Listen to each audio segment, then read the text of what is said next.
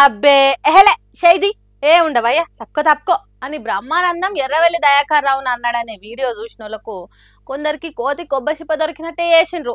పోయింది మాజీ మంత్రి ఇజ్జత్ మొత్తం పోయింది.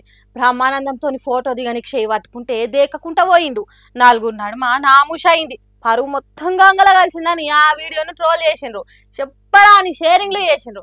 కానీ ఎర్రవెల్లి దయాకర్ రావును బ్రహ్మానందం దేకకుండా పట్టించుకోకుండా ఉండు అనేది లేదట. అదంతా ఉత్తముచ్చట్నేనట. ఓ లెక్కకు బ్రహ్మానందం చేసిన పనట అది. అంతేగాని పబ్లిక్ అనుకున్నట్టు ఏం లేదట. అదే ముచ్చట బ్రహ్మి బాబాయ్ చెప్తున్నాడు. ఇన్నుండ్రోసారి నేను నిన్న మోహన్ బాబు గారి ఫంక్షన్కి వెళ్ళేటప్పుడు లేట్ అయిందని కొంచెం హడావుడిగా వెళ్తున్నాను.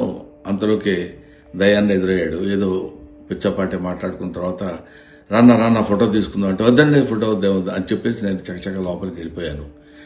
అది చాలామంది మిత్రులు కొంచెం అపార్థం చేసుకున్నట్టున్నారు. దయాకర్ గారితో నాకు 30 ఏళ్ల సంబంధం ఉంది. మంచి మిత్రులం.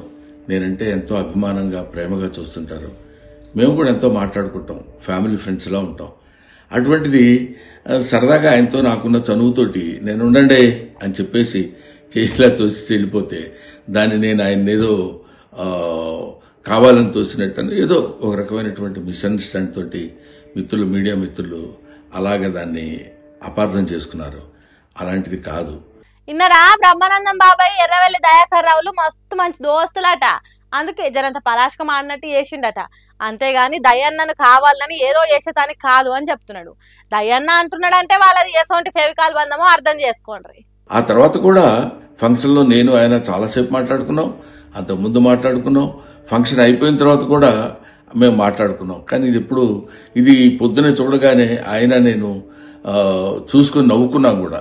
ఇది చూడడానికి మిత్రమా ఇట్లాగా అనుకున్నారు అన్న ఇట్లాదే దీన్ని మిస్అండర్స్టాండ్ చేసుకున్నారని ఆయన అంటే నేను కూడా ఎంతో అయ్యో ఇదేంటి ఇలా జరిగిందని ఆయన్ని ఎక్కడ అపార్థం చేసుకుంటారో అని అలాంటిది కాదు అని చెప్పడానికి క్లారిటీ ఇవ్వడానికి మాత్రం మీ అందరికీ ఫోన్ చేసి చెప్తున్నాను. గిట్టనోళ్ళు ఉత్తుతగానే పుకార్లు పుట్టించిన వాళ్ళు చేయబట్టి గిట్లా చెప్పాల్సి వస్తున్నదట. మరి అంతే కదా, కొందరు సోషల్ మీడియా నడిపే ఉద్దరగాళ్ళు ఉన్న కాడు ఉండక నిప్పులు ఉప్పేసినట్టు చేస్తున్నారు. మొన్న మోహన్ బాబు సినిమా రంగంలో అడుగు పెట్టి 50 ఏళ్ళు అయినందుకు పెద్ద ఫంక్షన్ తిరిగా చేసిండు హైదరాబాద్ లా. దానికి రాజకీయ లీడర్లను, సినిమా పెద్దలను, బంధువులుగాని పిలిస్తే దానికి దయాకర్ రావు కూడా పోయిండు. హాగో గప్పుడు బ్రహ్మానందం చేసిన కైత్కాల పనేనట అది. కాబట్టి ఎవరు ఏ తిరిగా కూడా అపార్థం చేసుకోకుండ్రి అంటున్నాడు బ్రహ్మి బాబాయ్.